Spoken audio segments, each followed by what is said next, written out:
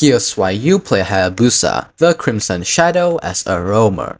First off, he has excellent burst damage thanks to his single target focus skills that can quickly eliminate squishy enemies. He also has exceptional mobility with his second skill, allowing him to dive in and out of fights with ease. Hayabusa is a great split pusher, making him a threat across the map and forcing enemies to constantly respawn. However, Hayabusa requires good timing and mechanical skill to play effectively, and he can struggle against heroes with targeted crowd control or when misusing his energy without the purple buff. Hayabusa's passive, Ninjutsu, Trace of Shadow, applies a shadow mark each time he hits a target with his skills or basic attacks, stacking up to 4 times. Each stack boosts the damage Hayabusa deals to that enemy, making it essential to apply multiple marks before unleashing his full combo. Managing this mechanic is the key to maximizing his damage output. Hayabusa's first skill, Ninjutsu Phantom Shuriken, lets him throw 3 returning shurikens in a targeted direction. These shurikens slow enemies they hit and return to him, dealing reduced damage on subsequent hits. Hitting non-minion enemies also restores energy, and passively, every level of this skill grants Hayabusa spell Vamp, which significantly boosts his sustain during fights on farming. Hayabusa's second skill, Ninjutsu Quad Shadow, allows him to dash in a location, releasing 4 phantoms in diagonal directions. These phantoms latch onto the first enemy hero hit, dealing damage and slowing them. Hayabusa can teleport to any of the phantoms and deal additional damage if the phantom is attached to a hero. This skill is central to both engaging and escaping, giving Hayabusa excellent flexibility in team fights and ganks. Hayabusa's ultimate, Uigi Shadow Kill, causes him to vanish into shadows and strike enemies in an area multiple times. Each attack targets one enemy and prioritizes those with shadow marks, consuming a mark to deal additional damage. While casting, Hayabusa is invulnerable, making this skill a powerful tool for assassination and dodging incoming damage. However, if multiple targets are nearby, its damage can spread out, so it's most effective when focused on a single enemy. A typical combo for Hayabusa is the first start of his second skill to hit an enemy with the Phantom,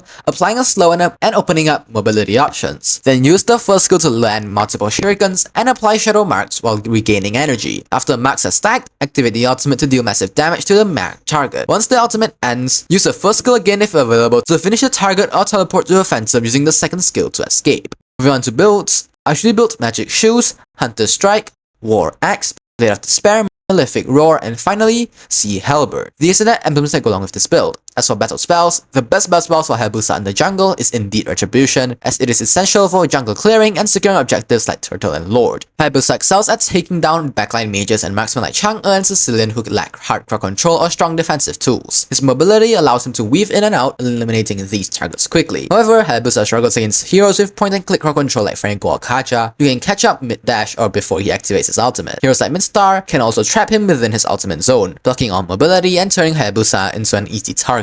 You should upgrade the first skill level 1 and continue to prioritize it for damage, energy regen, and spell vamp. Use the second skill as a secondary focus for mobility and additional damage, and most importantly, upgrade the ultimate whenever available. Hayabusa is a hero that requires timing, precision, and map awareness. Use his second skill to scout bushes and apply pressure safely, especially before committing to a dive. When split pushing, always leave a phantom behind so you can teleport out if enemies rotate. Try to isolate enemies when using an ultimate. Activating it in the crowded area spreads the damage, making it less effective. Always aim to apply shadow marks before using your ultimate for maximum damage output. When playing from behind, focus on farming and taking side-lane towers to create pressure. In team fights, wait for the enemy CC to be used before going in. Also, positioning your phantoms with the second skill gives you an escape route. Never go in without a way out. And lastly, make sure to secure the purple buff whenever possible. Without it, you'll burn through energy too fast and lose out on potential kills or objectives.